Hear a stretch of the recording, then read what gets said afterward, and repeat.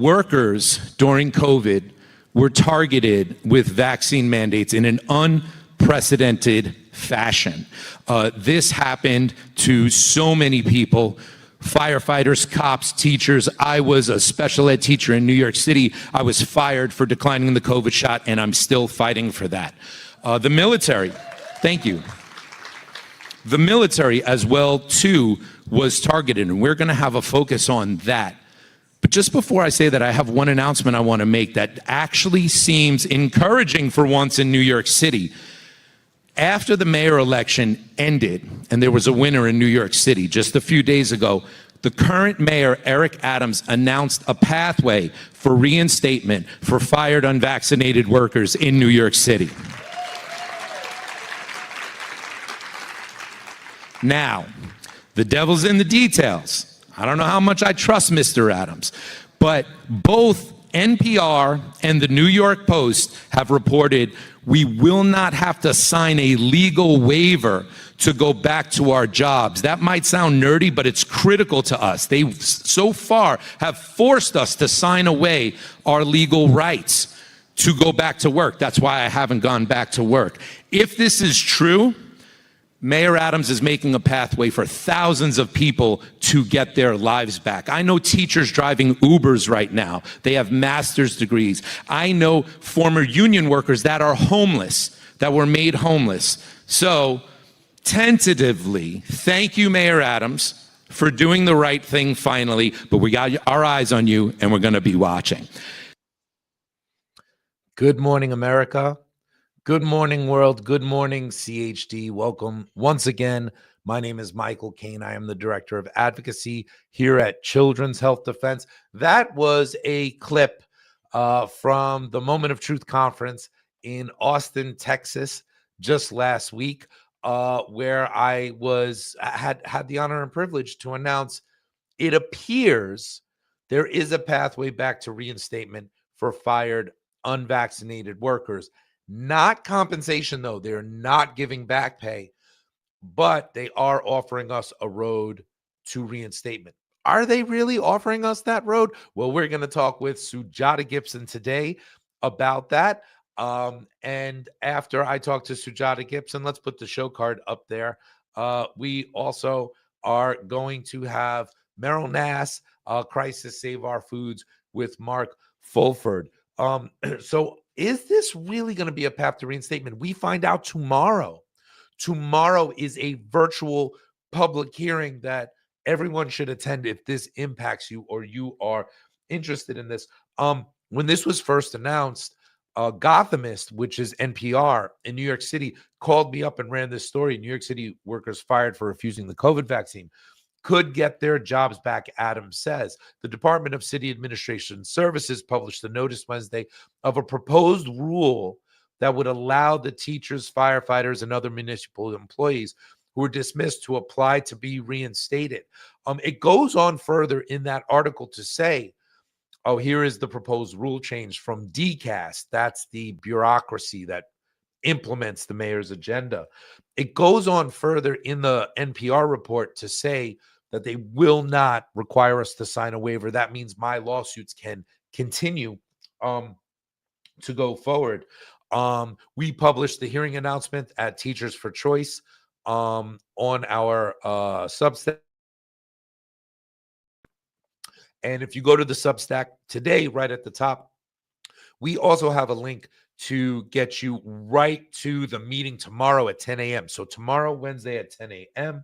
is a Microsoft Teams meeting that's going to be happening. So if you can get on Microsoft Teams, you can join this meeting to listen. You can even give testimony. Before we bring Sujata Gibson on here, just a couple of more headlines. Eric Adams put out this tweet. Check this out. New civil servants are welcome, but let's also honor the 320,000 people who guided this city through COVID, the migrant wave, safety concerns, and an economic rebound. Progress starts with acknowledging those who carried us through the hardest moments. It's called gratitude. Show it. Now, he was doing this, replying to Mayor-elect Zohran Mamdani, talking about all the new applications for civil servants. he's having bringing in. Well, there was a ton of comments on that tweet saying gratitude. How about gratitude to the fired workers? And if you want to show gratitude to the fired workers, thank you for this reinstatement process. But how about back pay?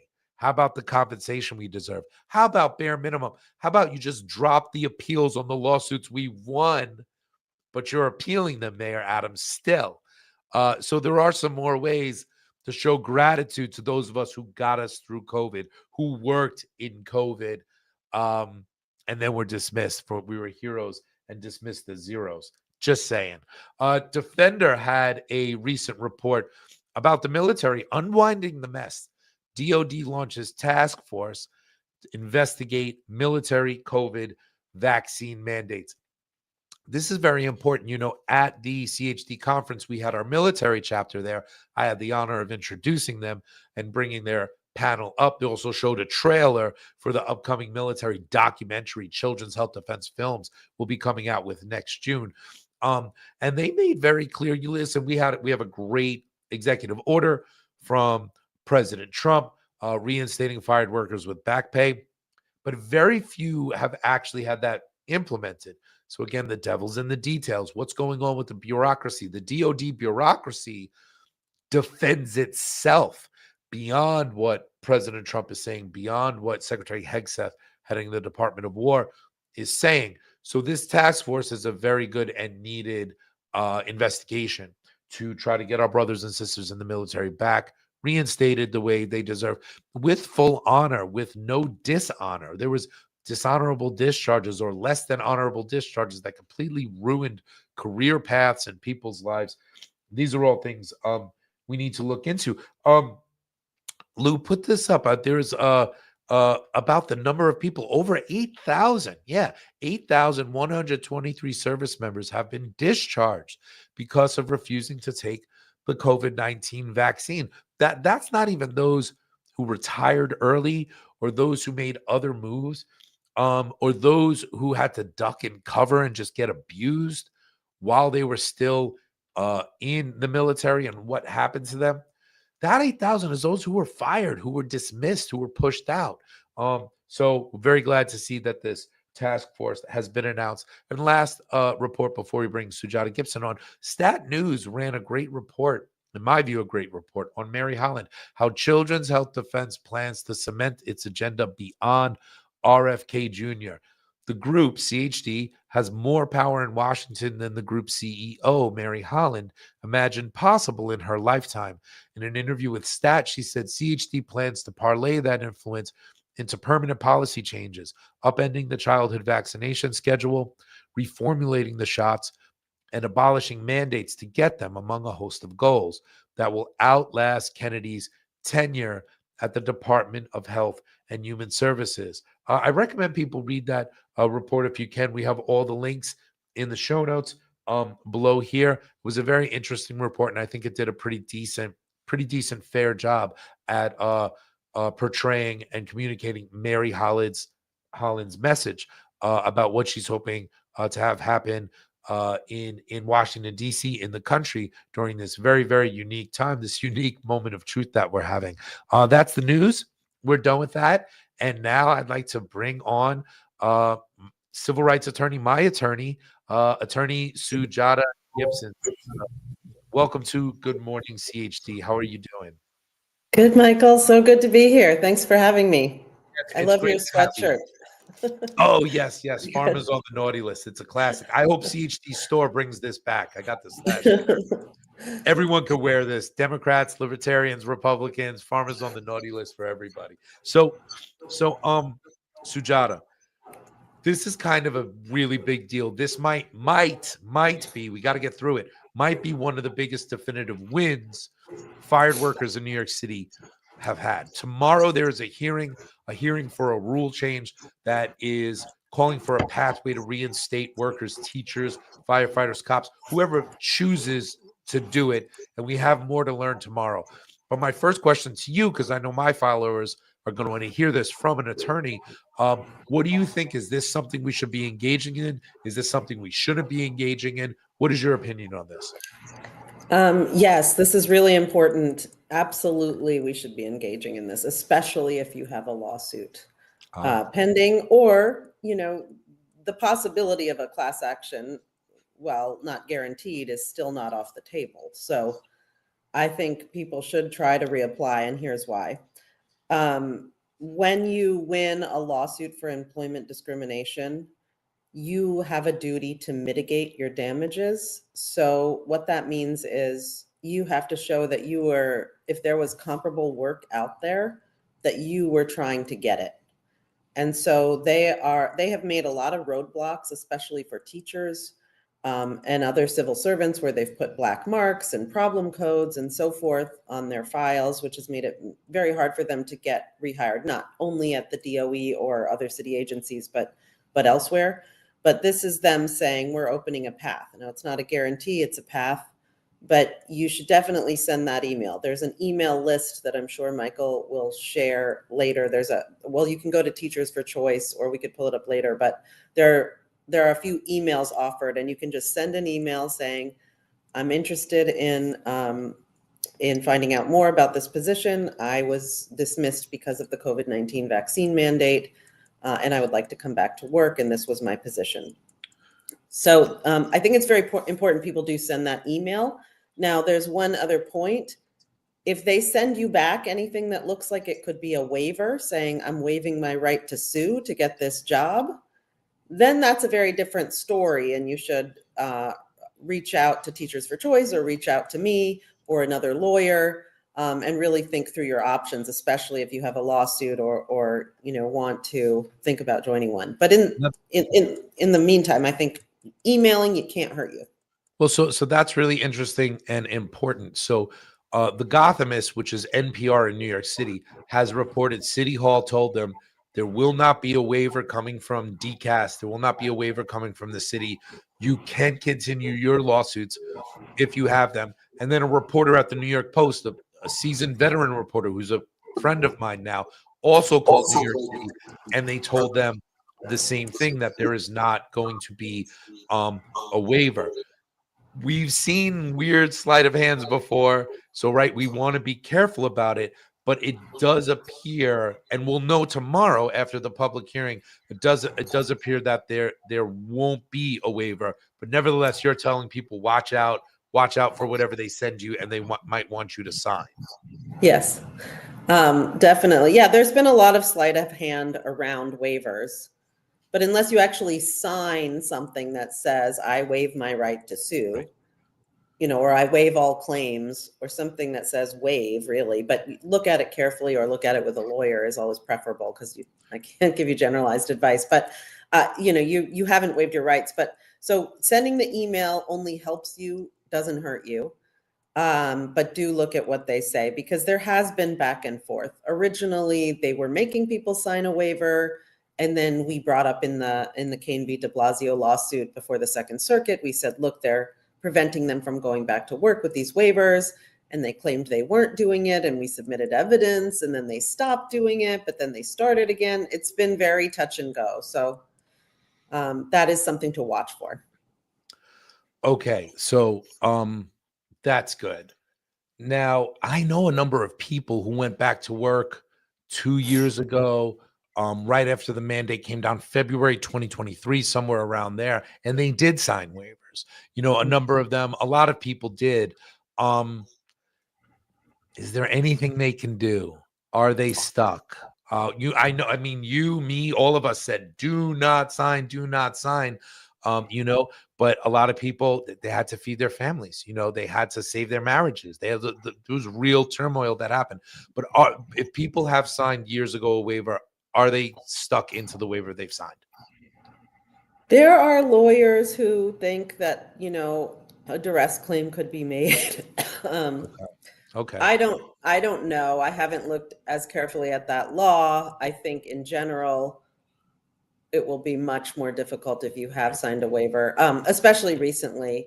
There was a recent win in the appellate courts in New York State, where the court held that signing the waiver in 2021 did not preclude relief for the denial of accommodation that happened again in 2022, when the DOE employee tried to reapply in August of 2022 when the fresh offer went out to come back. So she was able to still win even though she signed a waiver in 2021. So it's not impossible. They didn't directly weigh in on the waiver. They just had a different kind of analysis of when the waiver expired. Right.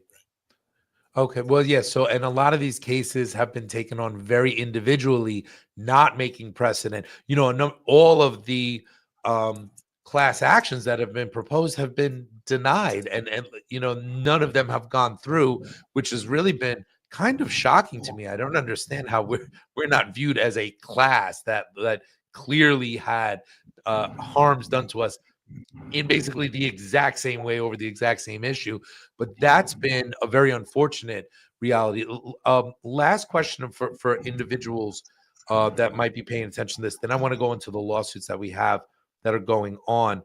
I do believe the statute of limitations has closed.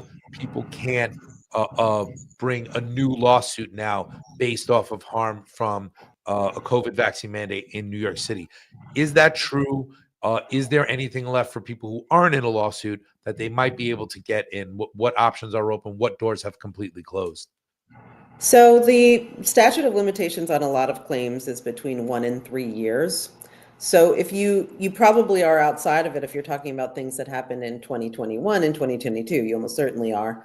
But you know, there could have been fresh harms. There's been ongoing retaliation we know about at DOE, for example. They have problem codes if someone has a new incident related to that or a failure to rehire, even potentially, you know, from this process that seems discriminatory. That could possibly lead to new claims. But the real heart of the question is there anything that can be done about harms that happened in 2021 and 2022?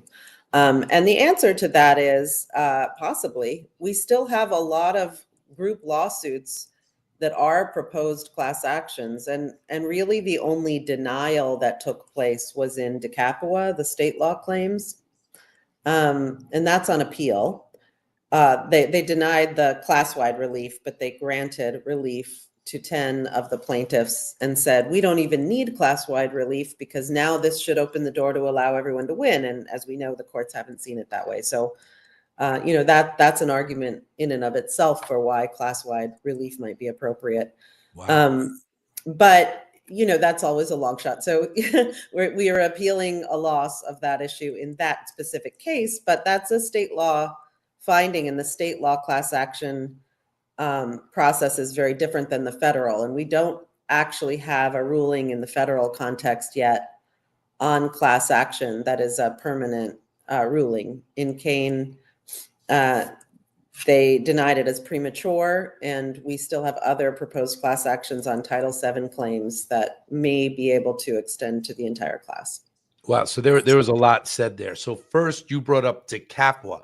I was a part of that case. There were 10 educators in the Decapua case, and we did win in the lower court. They said we were reinstated with back pay. As you said, you also asked for a class certification there that was denied at that time. But now it's on, the case is on appeal. New York City's appealed it, and in appealing it, stopped me and the other educators from going back. And so it sounds like there might be years of argument still if the class certification should have been denied or should have not been denied. There's other kids. There's also the Garvey lawsuit, which is 16 sanitation workers, also won reinstatement with back pay, also on appeal for over a year and a half, was heard in the second department. Still haven't gotten a hearing on that. Just waiting. And then one of the first cases was Kane versus de Blasio, now Kane versus the city of New York, which is currently knocking on the door of SCOTUS, of the Supreme Court. So that's kind of reached its final phase there. So I want to talk about that one because a lot of people remember that. It was one of the first ones we were rallying about. We had a lot of momentum for it. If the Supreme Court doesn't grant a cert petition, that case effectively is going to end, except for two people in the lower court who still might win. Looks like they might win or settle their claims. If that happens, it sounds to me like that's not the end of the road. It sounds like there's other cases still backing that up. Why don't you correct me if I'm wrong and talk us through that? Yeah, so first of all, let's not slide by this. December 5th is a big date for us. That is the date that our cert petition, that's the petition to the Supreme Court saying, will you hear our case? Right. Will be going to the committee to be distributed to the Supreme Court justices. Now, we probably won't get a decision on that day, but they'll start distributing it, reading it for conference, making their recommendations, and within a couple weeks, we will usually know if they're going to grant or deny our issue. If they grant it, then it would be, we'd have to go through a longer process and have a hearing, you know, oral arguments and everything and briefing before the court. But if they deny it, we'll know. Now, what is cert? The Supreme Court takes very few cases. They don't have to take any appeals. They very carefully select which cases they're going to take. So there's really, you know, it's always something we hope for but can't count on. But I think we have a very strong case. We have some strong, what's called amicus briefs that were filed. These are briefs filed by outside organizations that took a strong interest in this issue. And we have a shocking fact pattern. I mean, we have a situation where Catholics were literally told to their face, I find you sincere, but I'm not going to accommodate you because you're Catholic and Catholics are ineligible. And then other people were accommodated because they had the right religion. That is literally the situation we had in New York City. So for the Supreme Court to allow that to go to happen and to excuse, you know, the Second Circuit's kind of attempt to brush this away and ignore what happened, I think would be a real disservice to this country and our Constitution and everything we stand for. Wow. So we'll see what happens. You never know with the Supreme Court. You never know with judges. Period. I mean, anything can happen when you're dealing with the discernment of a judge. Let's Could I put in a plug though? Go for it. Unusual, but I really honestly I believe this works. Please, prayers up that first week of December and the second week of December for that case and some others we'll talk about soon. But I think intentions and prayers would work. Sujata, I appreciate that because you remember when we were on appeal in the Second Circuit and we had hundreds of people in Foley Square, we were out there praying for hours and we got an overturned ruling that shocked everyone. I know it shocked you. I saw your face going out of the courtroom, and it was opening a door to potential relief for us, which still is important, even though it didn't pan out the way exactly we wanted. But yeah, let's assume, God willing, this isn't the case, but that Kane doesn't get accepted by the Supreme Court. One of the things I've learned from you, actually from watching the medical exemption cases here in New York, is always have a backup, Mike. Always have a backup case. Always have a backup plan. You've told me some cases in history that are extremely famous, that we know the names of these cases that have changed history. We're 20 years in the making, that you don't know about that whole pattern. So what are the backup cases? What are the other cases that if Kane doesn't work and what's still in the pipeline? Right. Well, yeah, that is important. You know, cases like Brown v. Board of Education were the result of decades of litigation strategy, which was very methodical and had a lot of backups. And so that, as a civil rights attorney, is something I'm always thinking about, and we're always thinking about at CHD. So I'm outside counsel to CHD. So what I'm saying is my opinions. But so the backup litigation that we have in the pipeline, CHD actually has two cases for city workers. One is called Tunnel versus City of New York. The other is New Yorkers for Religious Liberty versus City of New York. And these are cases for all city workers. And they're still, you know, very much in the pipeline in play. They haven't been dismissed. They're still going. There's been some good decisions in some of the individual cases recently, affirming, you know, denying motions to dismiss for similarly situated Title VII workers, and also even the First Amendment claims. So we're definitely making progress there.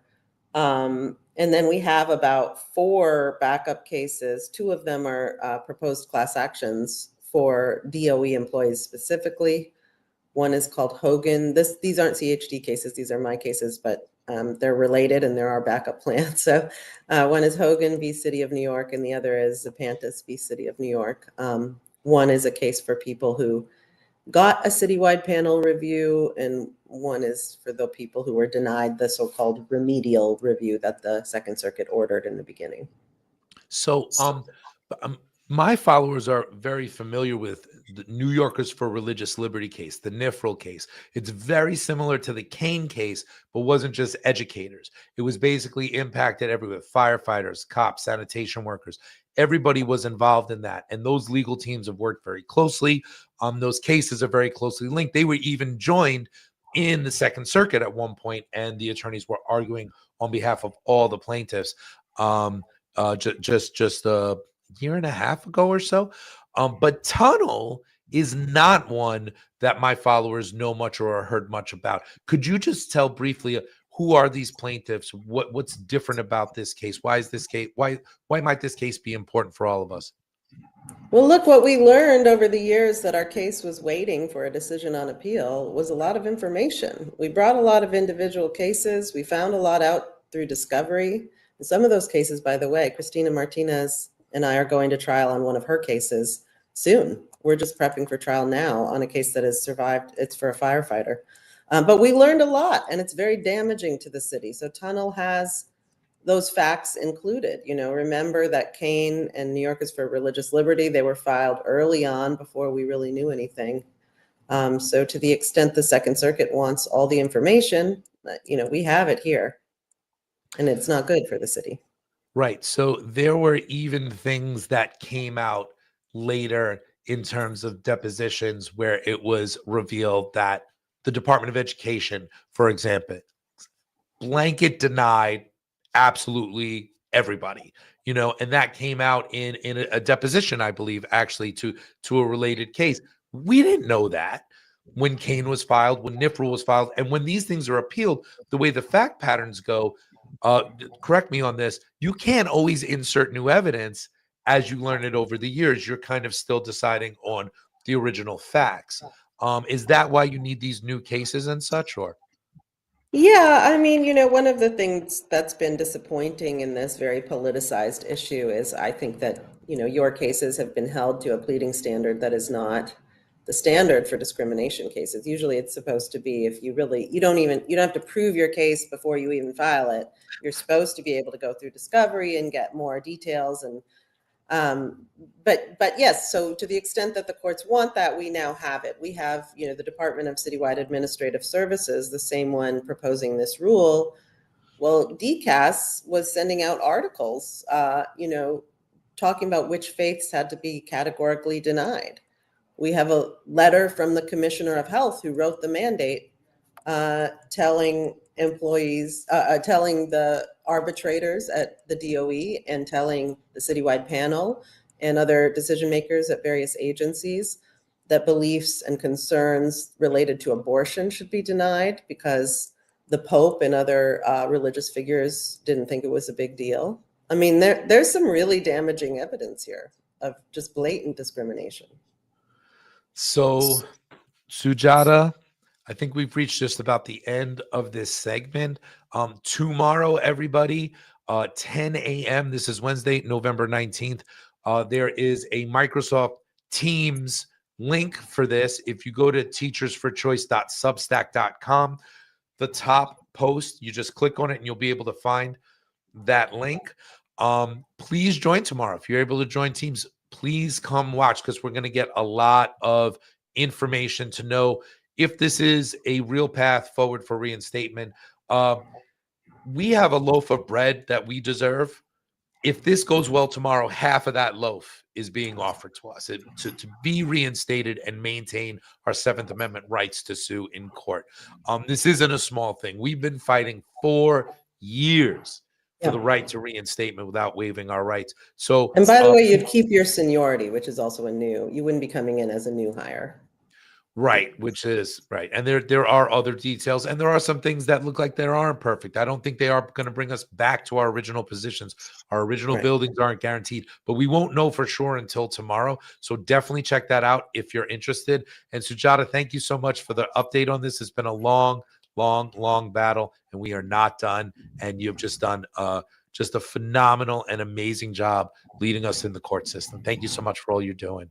Thank you so much. You've been right there with me, Michael. So thank you, everybody. We're all fighting this together. Yeah. Amen. Thank you so much, Sujata Gibson. It's kind of hard for me to start to hear it and remember the rallies and remember the court dates and the suits and the disappointments. And it's a lot. We know of at least one person who committed suicide. We know 3 or 4 at least that are homeless, that lived in their cars. It's been a really, really rough road, but hopefully tomorrow is going to bring a pathway for hundreds, if not thousands, of unvaccinated New York City workers to rebuild their lives, to get their lives back, to start building their retirements again, to repair the damage that was done during COVID. So pray for us. Please do pray for all of us, and pray for the first week of December with the Kane case going to the Supreme Court. And with that, now don't go anywhere, because now I'm going to turn it over to the legendary Meryl Nass, talking about our foods and farms in crisis. Let's bring it to her, Lou.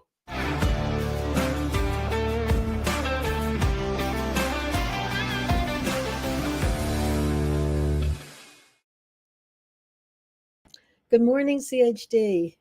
It is the 18th of November, and I am here with Mark Fulford, who is a master farmer. He presented a very interesting talk at our first Food and Farm Symposium back in March of 2023. And he will be here with us today, and he's going to come back in 2 weeks so that we can put in a full hour on the beginnings of what it takes to start a farm, how rewarding it is, what are the problems, how government helps or hurts you, what you need to be prepared for. So this show and the next one are dedicated to people who want to start a garden or want to start a farm, and they really need to know the ins and outs. So let me bring Mark in. Hi, Mark.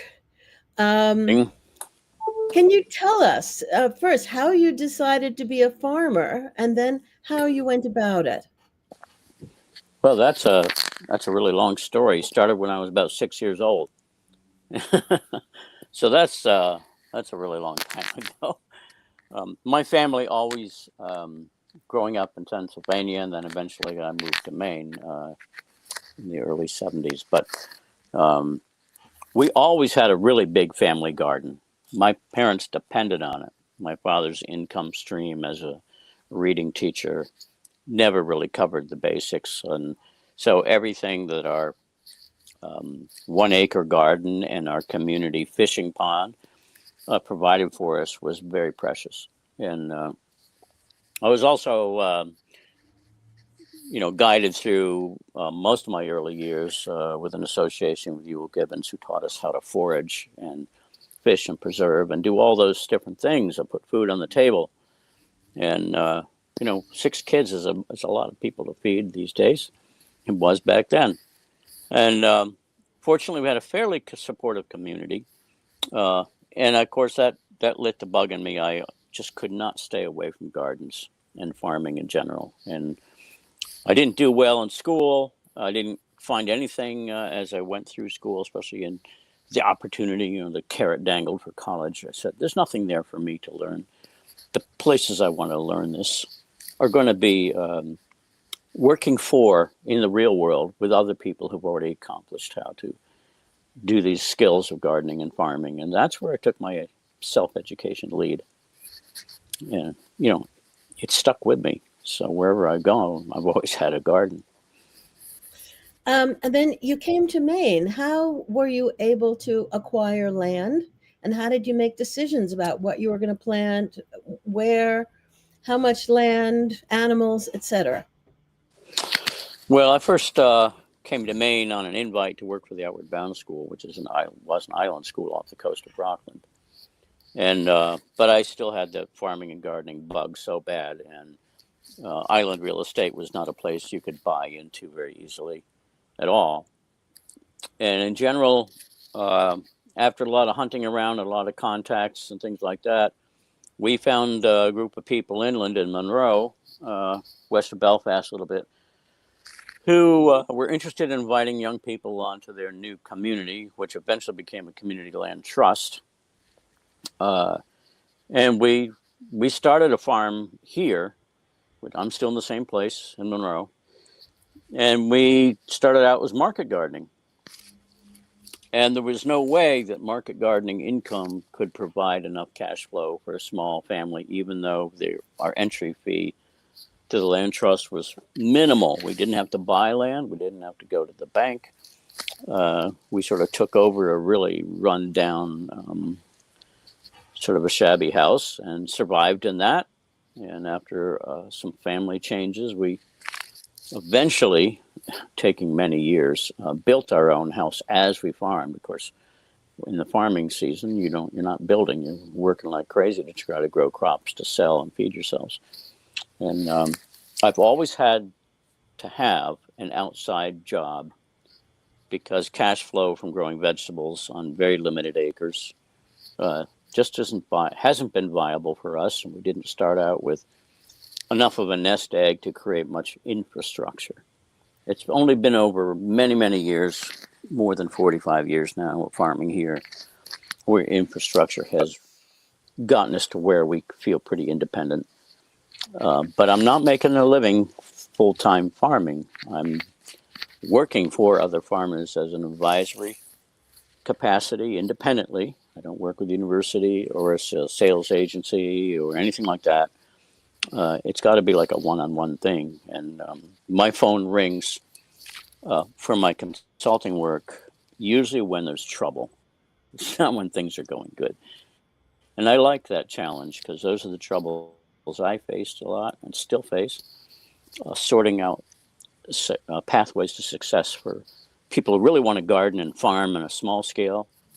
I do have some very large landholder clients, but they are not they're not my focus because they are corporate farmers. You know, they sometimes never get out of the tractor, and I'm looking at the family farm, and the kitchen garden is the number one resource for the people I prefer to serve.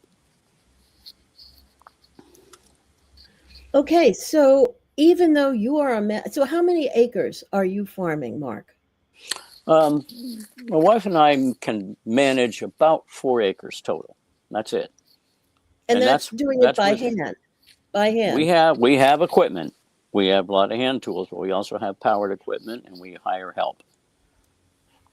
So there are a lot of times when just a small change in your tools and your knowledge base suddenly improves the quality of your farming life or your gardening life. You know, you got to have some basics in place. You need to have soil that you can build.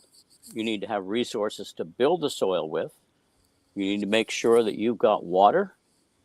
And if you're working with crops, particularly with crops, if they're perishable or livestock, you need the infrastructure to make sure you don't lose what you grew. And almost everything that's grown as food is perishable. So for us, you know, fruit and vegetables really needed high quality cold storage. And that was an expensive thing. And it's always a constant pressure to maintain all that.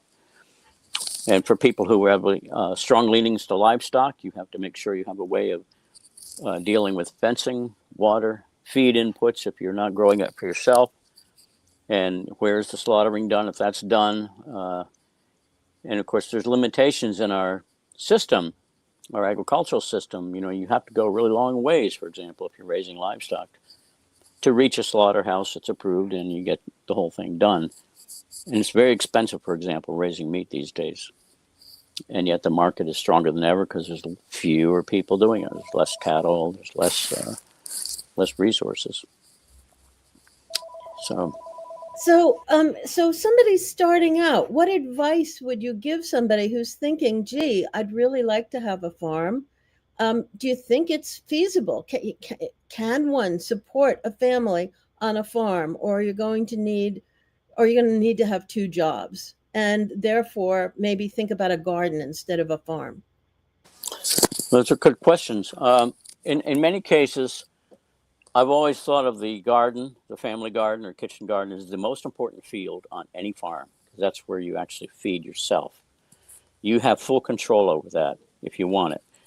If you're trying to make an income wholesaling vegetables and produce, that's almost the direct opposite of that garden. You've got a contract, you've got to deal with variables of the market. You have to kind of fight for getting paid properly. You know, you can't wait 2 or 3 months for a paycheck for something that's already spoiled on the shelf.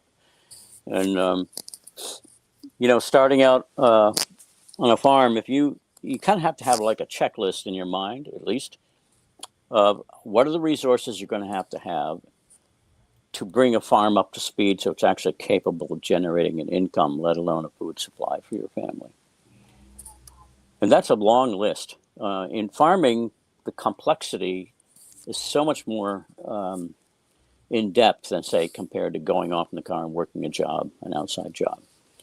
And many times, working the outside job takes away all that the impetus that you need, the energy you need to get your infrastructure developed. And I see the different kinds of farms around here that want to start. They've got the interest and the desire, but they don't have the cash resources, and they don't have what it takes to endure the first 5 or 10 years of climbing uphill.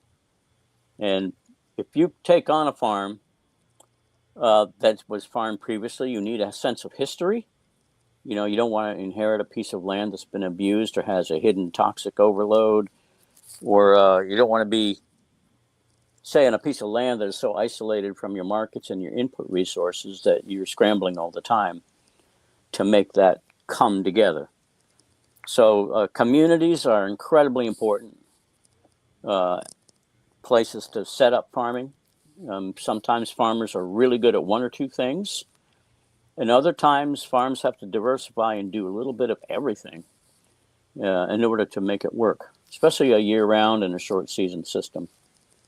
So in many cases, people have a certain set of skills, and they might be really great with livestock. Then, you got to ask tough questions of yourself as a new farmer. Do I have it in me to handle the raising and the slaughtering and the systems, the water, the feed, the fencing, to raise livestock at a level that I can make cash flow? And in a lot of cases, people get in this livestock thing full feet first, and they realize their land can't even support the animals they're raising, so they're buying in feed. That's the first red flag. And so your land, how the soil can deliver with your care, that's the source of wealth. That's the origin of wealth. And in many cases, young farmers and even families just starting a garden are inheriting soil that's in tough shape. And it's not very well suited to growing their own food crops, let alone being able to support a cash flow. So soil is number one. Location is really important equally. If you come onto a piece of land, you really need to know something about it. Is it wet in your typical spring or fall? Is it too wet to farm? You need equipment on it. Is it dry or droughty? So utilizing things like county soil maps is helpful, but they don't tell you everything. You need to walk the land before you think about buying. And I've also seen people flounder too when they like what they're doing, but they, approaching a piece of land, but that they get locked into something like, well, we're not owning, so we're going to rent. That's a problem right there. Or a lease. That's also a problem. Because rents and leases means you don't really have control over what you do on a piece of land. And why would you want to invest a whole lot of resources, especially cash and time, rebuilding land that could be pulled out from underneath you at any time for any excuse? And I see that happening a lot. And it's better to own land, even if it's very small, in the company of a supportive community where things you don't do for yourself, you can call upon or trade for to help close those loops. That's like a community economy. Every farm needs a community economy. So let me talk about my garden.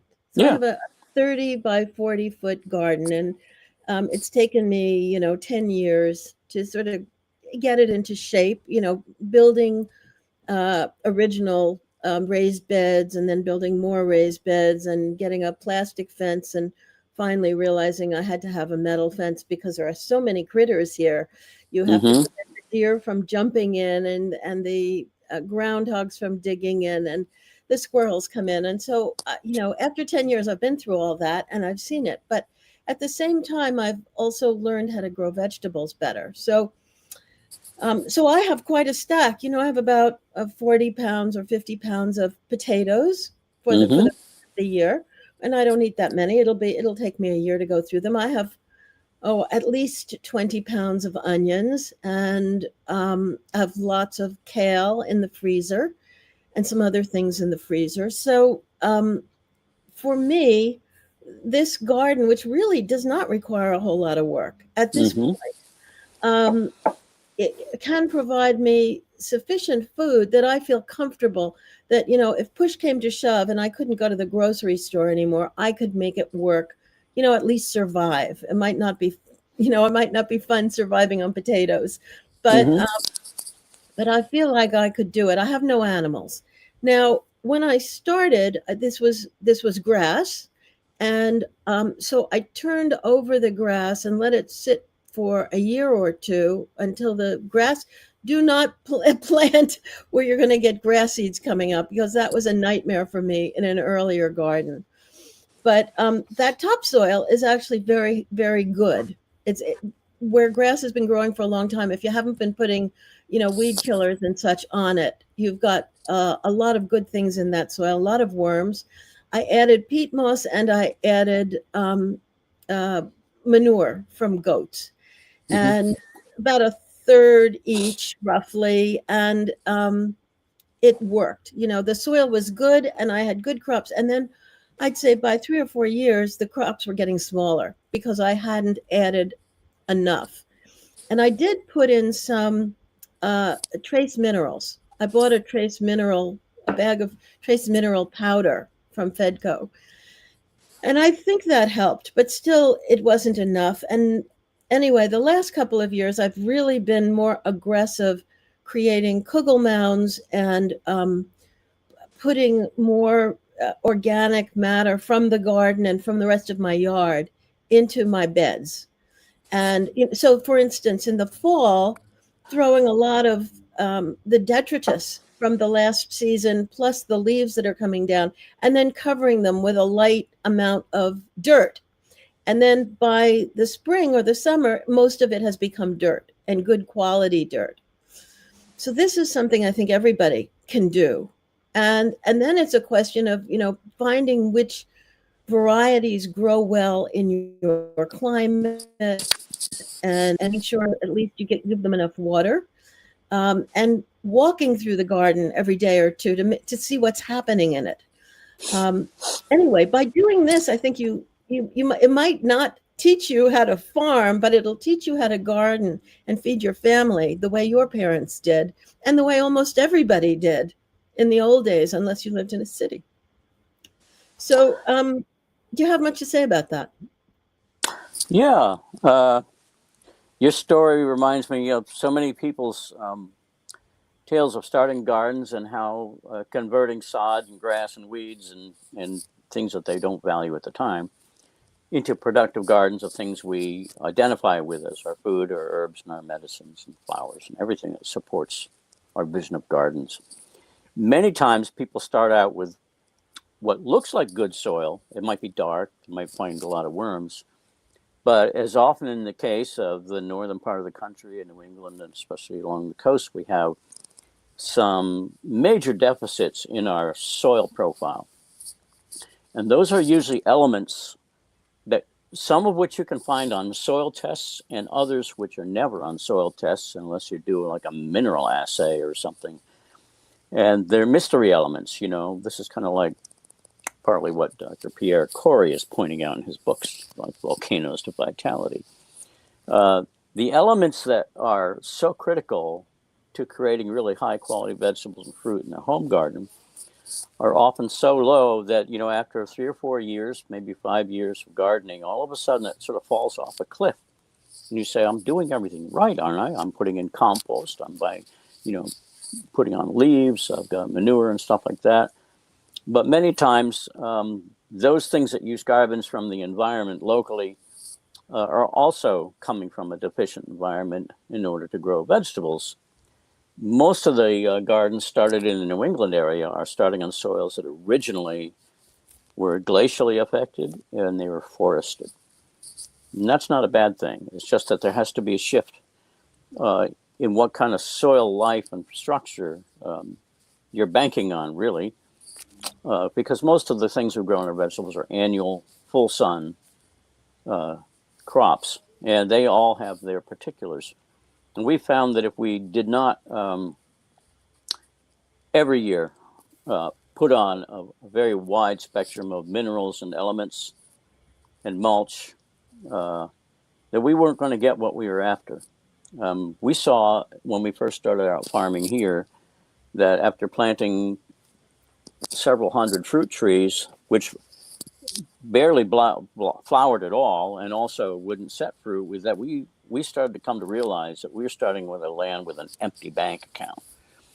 And it took an awful lot of mineral adjustment in the first few years to get things to turn on, so to speak, and come into bloom and set fruit and actually to finish the line. And same thing with the vegetable growing, is we didn't want to spend our lives fighting with weeds. And we've made some compromises. We'll use geotextile row cover fabric, which is breathes, lets water in and out, gains heat in the spring, and eliminates the weed pressure mostly. And we can get many years out of it. This is not the black plastic that commercial vegetable growers use. This is something much longer lasting, and I'm not a huge advocate of plastic farming at all.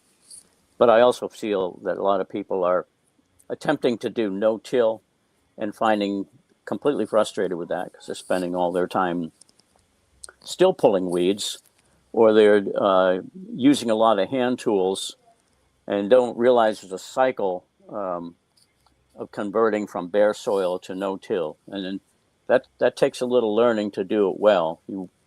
Mulching materials are incredibly important so that you're always layering things on top, not turning them into the soil. Nature doesn't plow except the action of earthworms for the most part, which is very critical.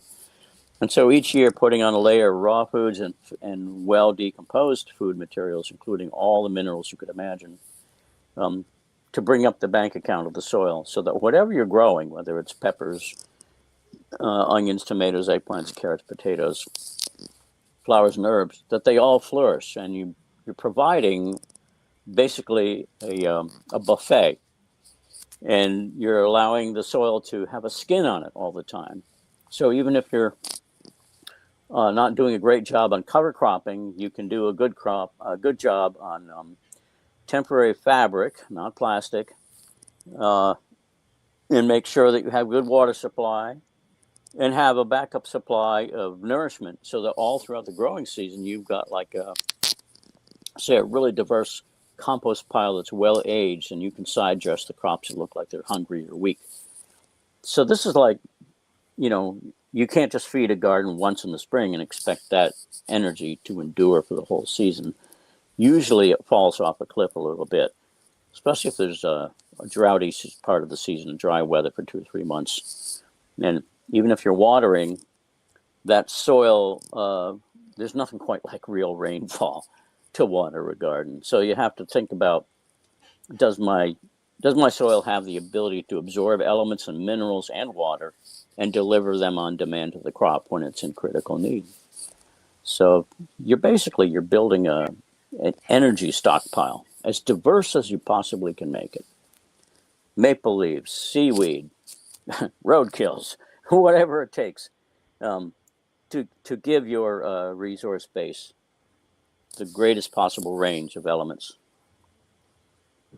So, yeah, but I don't want you to make it sound like it's really hard, because I know it's not. You're the master gardener, so you're getting maximal benefit. You're probably getting maximal amounts of plants of very high quality growing, whereas I'm settling for plants that may be not as good, but I'm still getting a very reasonable yield Hmm. without doing everything perfectly and without spending a lot of time, using uh, mulches for, certainly I make you have to make a compost heap, and you want to make a compost heap because you don't want to waste anything. When you're a farmer, you're always thinking about how can I use whatever I have to the best advantage, Hmm. without spending money, and how can I reuse so you don't throw things away, and if some of your fabric, this fabric he's talking about, this white stuff, which has Remay is one of the brand names for it, but there are many, and you can buy it in different strengths. You put hoops, little metal hoops over your plants, and then I attach this stuff with clothespins, and you can create mini climates of your plants. So you have more. So my garden is all full sun. Hmm. This gives you a little shade or more shade if you want it, but it gives you more moisture and keeps the bugs out. Of course, you have to let it down when it's time for the crops to be what is it called, pollinated. But you need the Hmm. bugs at some point, but then you don't want them the rest of the time. So it may be useful to just put this stuff on for most of your growing season, this remay. And when I was in Spain, I saw it all over. They have a lot of sun there, so they were Hmm. trying to cut down the sun and keep in the moisture. And really, I felt like I was getting better, bigger crops that when I was growing them under this um, fabric. It's made of a plastic with irregular. Um, It's I'm not sorry, woven. words. It's not woven. It's not, sorry, it's not woven. It's different fibers that are all in different areas. Yes, Yeah. exactly. It's And spun bonded, they call it. thank you. And it's fairly strong. And like I said, doesn't cost much. And with clothespins, you can attach it to these little hoop things that you can make or buy, and that also don't cost much. And you just put the hoops into the soil, and they'll stay there. So it's or some people will just put this stuff over the crops loosely and put dirt on the sides to hold it down. Hmm. But there are good uses for it, and I certainly have some, and I've had it for years, and I keep reusing it, depending on the conditions in the garden. But if you have a really dry year, it's going to be very helpful. Yeah. And then there are some crops that are particularly good, like potatoes, right? You're going to get a lot of food out of potatoes. They do like a lot of compost. So you have to be ready for that. And you have to move them every year, they say, so you don't get potato bugs. I haven't gotten them yet. Um, Kale. You can grow kale the 1st of May, and you can start harvesting it from the 1st of June until February. I'm still harvesting kale. Um, the Swiss chard, I'm just now coming to the end of harvesting Swiss chard, which is delicious. Um, I did grow just a little bit of Brussels sprouts because they take forever. You grow them in the spring, and they're not ready until now. And they take up a lot of space. So they're not really a practical crop, but if you want some Brussels sprouts, plant a few of them. Another thing is carrots don't take that long, and I grew them late this year, and I found the bugs that usually try to eat them were not eating them because it was cooler. And another thing, you can keep growing different kinds of lettuce. They take no time at all. They're ready in maybe a month or a month and a half. And so you can keep growing lettuces, or greens with a lot more nutrition than your ordinary, garden variety lettuce that you buy in the grocery store. And that, it wasn't any work at all. Another thing you can do is, if you do get bugs on your plants, you can make your own sprays with it by taking a blender and putting in garlic and other things, that you have a little bit of dishwashing soap, and you just mix it up and make a spray and spray it, and it'll get the bugs gone. And you haven't, it's safe to use. So, Mark, do you have comments about any of that? Well, yeah, several things come to mind right away. I know the clock is ticking here. When we talk about row covers and fabric, there's 2 or 3 groups of things to think about. Geotextiles is put on the soil itself. It's black and absorbs heat, and it changes the climate of the soil and eliminates weed pressure. A few really tough weeds like quackgrass can eventually poke through, but we're getting 5, 6, and even 7 years out of it. And then the other thing is that once it's in place, we can put a different kind of crop into the same holes that we melted into that fabric. This is not woven fabric, it's spun bonded, but it's very heavy, and you find it at lumber yards, not at farm supply stores. It's called geotextile, or filter fabric would be the way they would refer it to. It comes in 4 foot or all the way up to 25 feet across for making road beds. Then the fabric you're talking about, the agrobond or the rime, that is spun bonded. It's usually white, semi-translucent, lets the sunlight, air, and water through it, and is up on there. And that's to make an above-ground microclimate to help shield the plants from stresses of insects and temperature change. And you might even get a couple of degrees of frost resistance, which is great. And these things are not really great for broadacre farms, but they're really good for gardeners as tools to improve your situation. One thing I would say, for diseases and pests, insects, the less diseases and insects goes along with the increase of our mineral supply and trace elements.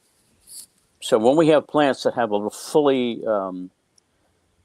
access, to like a compost that has the trace elements or rock powders put into it to pre-digest them, then our plants are able to defend themselves a lot better. It's just like the human body's immune system. If we are eating a deficient diet, we come down with all sorts of illnesses. But if we top off the soil in our gardens every year, and even in the middle of the season with side dressings of your best compost, you can often see a tremendous difference in how well plants defend themselves, how they finish and ripen, how much better they taste. And each crop has different favorites. That's why we call it the need to create a buffet on the farm. A buffet that can be built into your compost pile, your side dressing. You can use foliar sprays, misted on the plants, like you say, to help defend against bugs and sometimes diseases. But we're just scratching the surface here. The home gardener is the primary researcher. What works for you in the garden can be expanded into a much larger area. Both the knowledge base and what did and didn't work. That's record keeping. That's really, really priceless. So we often go against the grain. We will sometimes plant potatoes in November, and they stay dormant, and then they sprout in the spring on their own clock. How's that for a twist in the tail? Or we can plant 3 or 4 different plantings of carrots and beets together. And we have to sometimes defend them against mice, like voles. So we'll use castor oil and dish soap as a repellent. Food grade, of course. And those are other handy things to think about. Greens adore calcium, magnesium, sulfur, and nitrogen. But the nitrogen is not as important as the minerals. And of course, they don't want to run out of water. And the more humus or black carbon, stable carbon you have in your soil, the better all of your crops will do, because that is like the escrow account in your soil. It keeps on delivering even when other things seem to run out around you. Mulches, keep mulch variable on hand, like really big piles of brush chips are allowed to age until they're really black looking inside or have that white fungal mycelium mass in them. That makes a terrific weed-free mulch, even for annual vegetables in the paths. And it changes the outcome in the whole garden to have that, especially in the walking paths. What was that? What kind of chips? Any wood chips, brush, Wood decomposing brush chips and wood chips, whether you do them yourself or you collect them. or municipal hardwood leaves. And eventually, it doesn't really matter what kind of leaves or chips you use, as long as they are fully decomposing, like at least a year old. If you put them on fresh, you run into problems of nitrogen absorption, and there's sort of a starvation situation for a little while until they go through the first fungal decomposition cycle. So we've done a lot of experiments on the farm. It's a guinea pig. We'll put chips, decomposed chips and minerals down on one side of a bed, and on the other side of the bed will be bare soil agriculture, scratching with a hoe. And the one that wins out every time is the side of the bed that is fed with chips and minerals. Hands down, can't beat it. Usually municipal leaves are free. Yes. Well, I have plenty of leaves on my property, fortunately. Yeah. So, good. So if you like this show, we're going to do this again in 2 weeks and get into more depth. And I hope this helped you conceptualize what it's going to take to have a garden or a farm. And thank you so much, Mark. Yeah, we're just getting started. Yes. We'll do more tricks of the trade next time. Okay. Sounds good. All right. Thank you. All right. Have a great one. Yeah. See you soon.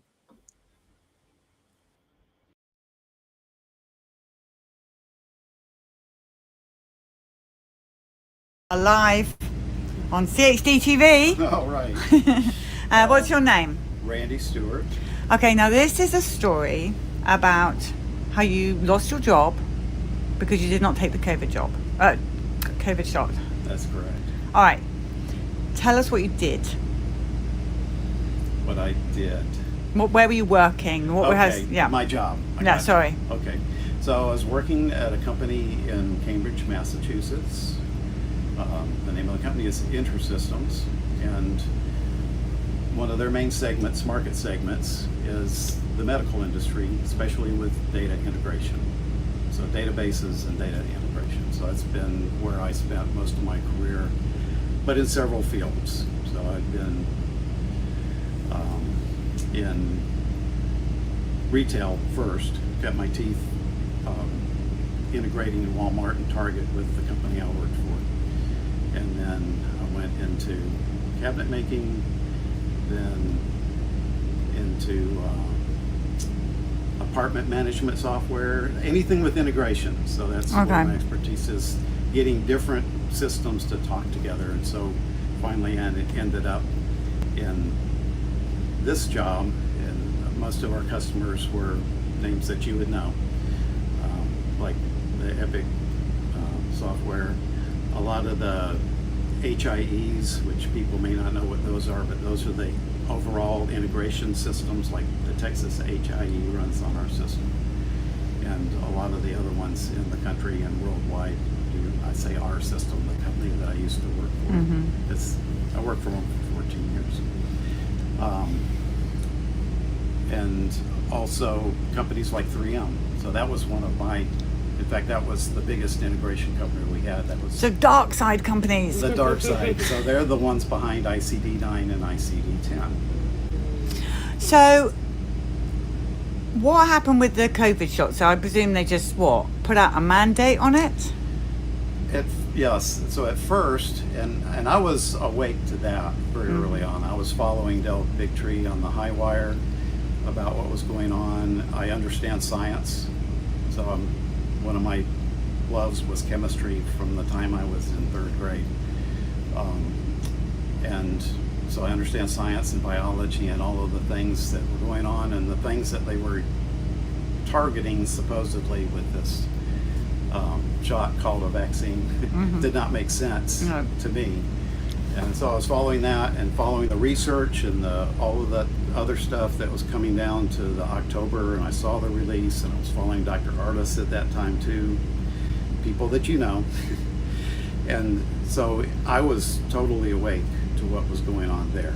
So when they started first suggesting it, after it came out, a lot of people, even people on my team, just couldn't wait. I mean, they were going, excited. I can't wait till my name's on the list, to go get this, because they were in such fear. And they're going, aren't you going to take it? I said, no. And what would they say to that when you said no? They thought I was crazy. And these, of all the jobs I've worked at, these were the smartest people I've ever worked with, which I think actually was a problem. Because they already thought they knew what they needed to know. And I could have been in the same boat if I hadn't had a health issue that I corrected starting in 2018. I might have been in that same boat, thinking that the pharmafia and big medicine was still had our best interest in mind, but I didn't believe that anymore. So what happened? How did you actually get? So what did they say to you? Okay, so then they made it required for people that were in the office. Of course, nobody was traveling at the time. I had always been remote, and I would fly to customer sites to work with customers, and we'd fly up to Cambridge for company meetings and so forth. But all of that was off the table, and there was no even hint of that coming back for at least a year. So I thought, okay, for us that are traveling, they're going to suggest it very strongly, but they're not going to require it. But I was wrong. So in April, they made of 2021, they made a company-wide mandate that all people would have to be vaccinated, what we know is not a vaccine, but would have to be vaccinated to work at the company, not just to come in. And what were you supposed to do? Just upload your vaccine records to some system or something? Right. Yeah. That was it. And so but part of the policy, so they released that policy, and part of it was the religious or medical exemption.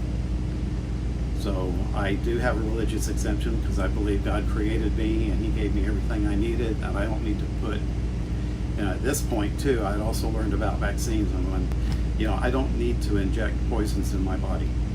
That's not something I'm ever going to do again. And so that was what my stance was. I put that in my religious exemption, that my body was me, and there was the informed consent.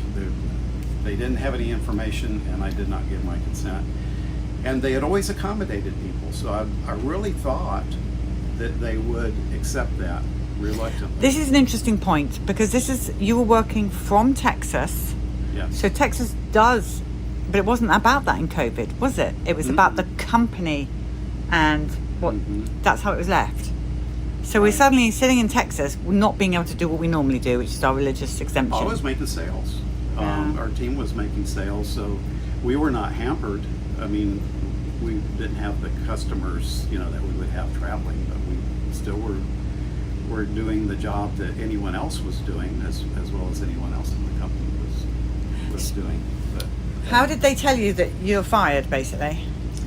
it started out with emails, and so first they gave a deadline, and I followed my religious exemption. They didn't get back to me before the end of that deadline to tell me whether they had accepted it or not. And so I thought, well, I guess they must have accepted it. They didn't say they didn't. And about 2 weeks after the deadline, they get back to me and say, well, we've denied it. You need to go this Friday and get your shot. And so I pushed back. I'd already gotten some legal counsel and talked to my legal counsel and say, what do I do? And she said, well, you need to bring up the point that they didn't follow their own rules and get back to you by the deadline. So I did that. So they came back and said, okay, well, then you've got till the end of the month, which was September of 2021. We'll give you till then. You can keep working, and if you get it by then. I said, well, I can tell you right now what's going to happen, because I'm not going to get it. And so they they fired fired you. me. And that was a lot of money. Because I was a direct threat. Yes, I was quite north of 100,000, almost to 200,000 a year. And so how did you cope financially after that? Just suddenly, that's it, bam. I was not as good at putting things away as I should have been. And I realize that now. You know, my next podcast is going to be about the tyranny of convenience. So everything was so convenient, you know, having that money to spend was so convenient. I was not saving what I should. Now, I did save more than the average American. So you survived. So I had a good cushion there. Since I was in Texas, they weren't going to pay me unemployment out of Massachusetts. But Texas stepped in and said, yes, you are. Nice. So that helped get things through. But then the civil rights stuff got buried in the Texas system. So I've never seen any further. Are they asking for you back now that it's all supposedly over? No. No. So you have you found a new job? Well, another thing that's fortunate for me is I'm 66 now. So Right. I can, you know, I've retired. Okay. And so I'm getting that as income. You know, very small amount of income from Substack and some other things that I do. Well, how can people follow you then? You got Substack. You sound like you got a podcast. Tell us about it. Okay, so the name is Live with Your Brain Turned On. Okay. Live with your brain Substack. turned on. Sorry. .substack.com. And that's the name of the show. Actually, so I was going to create that show back in 2020. And it was going to be about my health journey from 2018 to 2020 when I lost 120 pounds and reversed all of my autoimmune and old aging diseases. And I was ignoring COVID because it was, to me, it was just another attempt to make a big flu pandemic that I didn't think was going to happen. But I didn't realize the power and the capture that had happened at that time. So now, Live with Your Brain Turned On is about critical thinking and trying to wake people up to what's been done to us and hopefully how to get our world back. Well, yeah, that would be good, wouldn't it? Now, do you have anything else you want to say? You got a whole stack of papers there. I do. I think I covered most of it. I mean,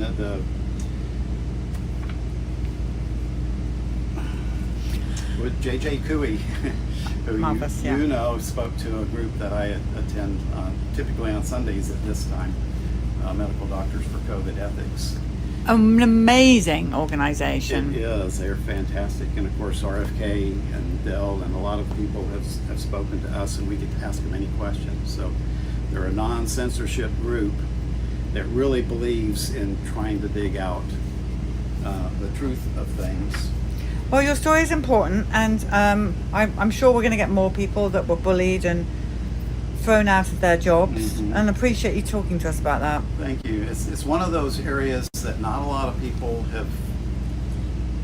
I mean, and I've been talking to people that have the injuries, and I have friends that have them, and I understand the deep hurt they have. But a lot of people are not able to do things now. Fortunately, because of my circumstances, I'm able to get by without, you know, having to be in a soup line. But there's a lot of people that aren't that way, that are just living hand to mouth, and they were wronged just as bad for making, I hate to say a good decision, because it was a good decision. The people that got harmed thought they were making a good decision too. They were just hoodwinked. Yep. Well, let's see what happens this winter, this fall, as we go back into it all over again with all the fear and pushing. It is already happening. Yep, it is. Okay, viewers, we do have 2 more stories, and we may not be able to go live with the next 2 stories because these people are so injured they can't get into the bus. So I don't know if we'll be able to get an internet connection. So if not, we will record it and we will play it for you this week. Okay. This and all CHD TV programming is made possible by generous support from viewers like you. Please consider making a contribution today to keep our programming going strong. Thank you.